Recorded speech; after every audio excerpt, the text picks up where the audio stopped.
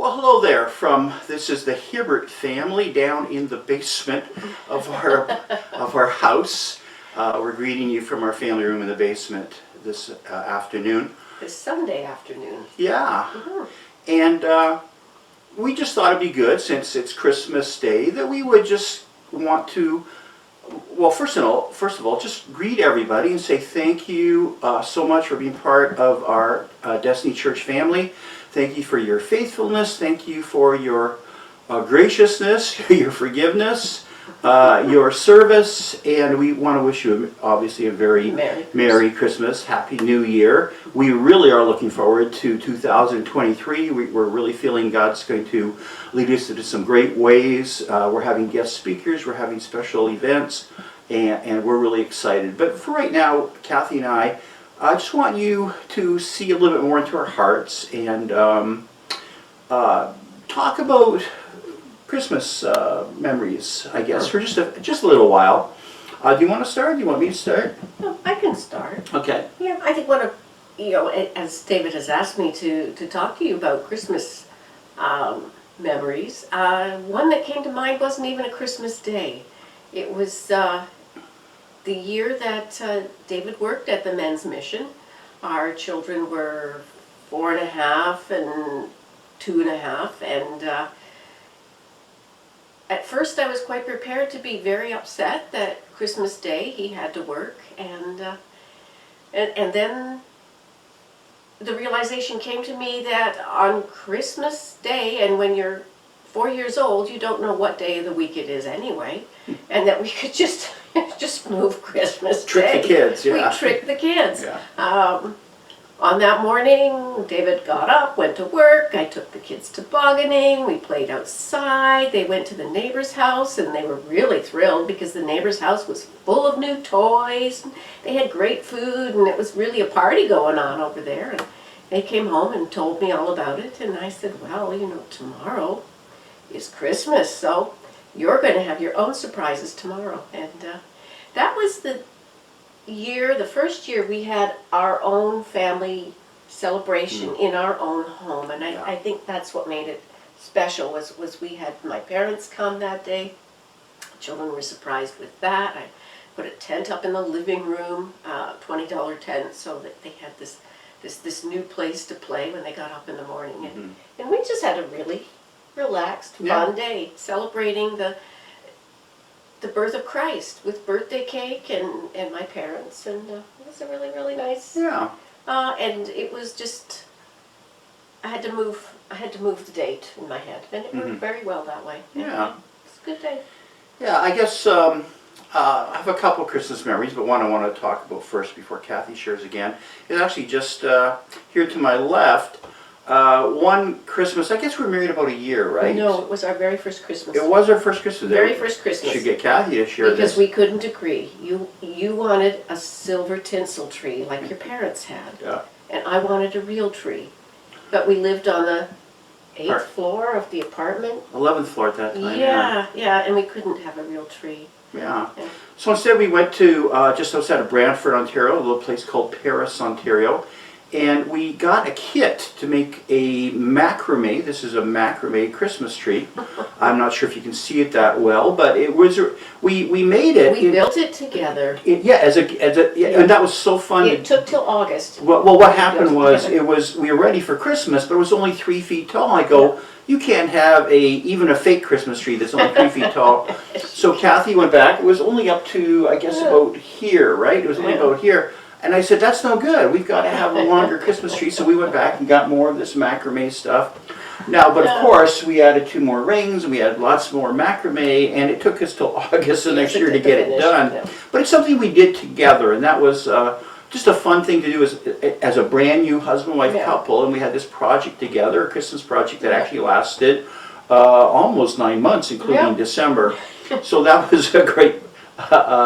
and we still have it to this day, and we're talking 42 years later. There is the same macrame Christmas tree, and it's so great. It just folds right up and stores away, and it just comes down very quick. So anyway, that's one of our Christmas memories. You want to just share another quickly? memory? I'd only prepared one. Okay, well, I'll share another and then you can think of one. Well, we talked a week ago at our home group about Christmas memories, and one of my favorite Christmas memories, and it happened every year for years, my dad's side of the family got together on Christmas Eve at my grandmother's apartment. And my grandmother's apartment was only a bedroom, a small living room, and then a kitchen / dining room. And my dad's whole side of the family, we're talking over 40 people, would show up in that apartment, all crammed together in that apartment.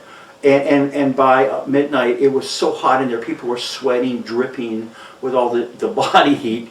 But it was a favorite memory to get together with my dad's side of the family, and also my grandmother's trifle. She made a huge trifle. If you don't know what that is, ask Pastor Kathy. Sometimes she'll share with I you. served one at the banquet. That's right. Yeah. It's just pudding and Yeah. jelly and cake. And whipped cream. at Christmas, or I'm sorry, at midnight, or whenever my last relative showed up, because we were in London, Ontario, and we had one relative that lived all the way to a strange place called Cornwall, and we couldn't open any presents till they showed up. They showed up at 11 or 12. Well, one year there was a terrible storm. They showed up at 2 o'clock in the morning. We all waited until 2 o'clock, and 2 o'clock we all got to open one little present. And then we went home and tried to grab a few hours sleep, because on Christmas Day at 2 p.m., my mother's side of the family gathered together at our house for a turkey Christmas Day celebration. My one aunt worked at a milk company, and so she brought in 2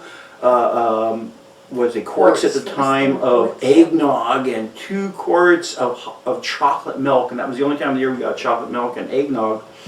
And there was 40 to 60 people in our house on Christmas Day. So by Christmas, late in the day, we were totally exhausted, absolutely exhausted. And I guess the other thing we had to do Christmas Day, is my dad was British, was at 11 a.m. we had to watch the Queen's greeting every Yes, Christmas that Day. too. And I didn't get much out of that in one sense, but we all sat around the TV together watching the Queen give it a greeting. And I guess like almost what we're doing here, we're sitting around together with our church family, and we're giving you a Christmas greeting. Anyway, that was a really good memory, the family memory of getting together Christmas. Do you want to share another thing yet? No, it's just kind of nostalgic to think as a queen when this is the year that she passed away. Yeah, that's true, yeah. My father always used to,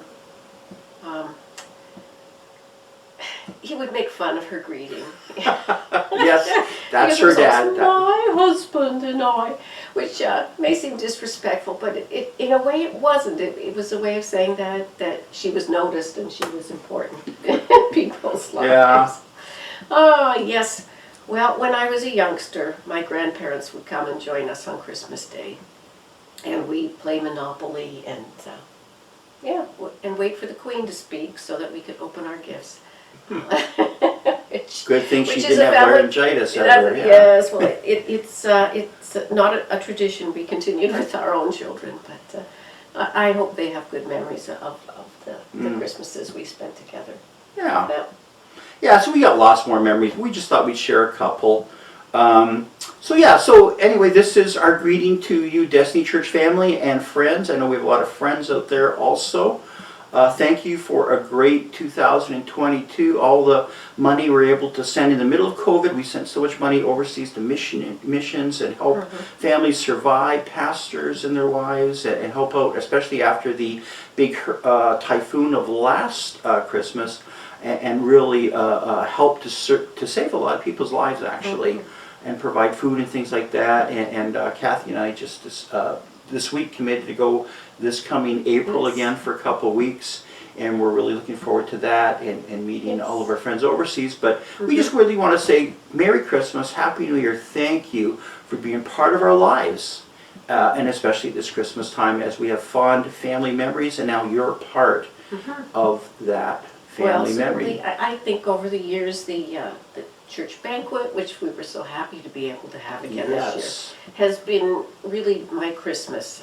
Everything else is sort of anticlimactic after that. So you're a big, big part of our lives. We pray that God will continue to prosper you, to bless you, to bring you into life more abundantly in all areas of what you endeavor to do, and that we will have a great 2023. That it would be a turning point for many things. That, yeah, Yes, for sure. indeed. So, yeah, so one last time, Merry Christmas, Happy New Year, New Year. and Yes. God bless you. Bye-bye. Bye now.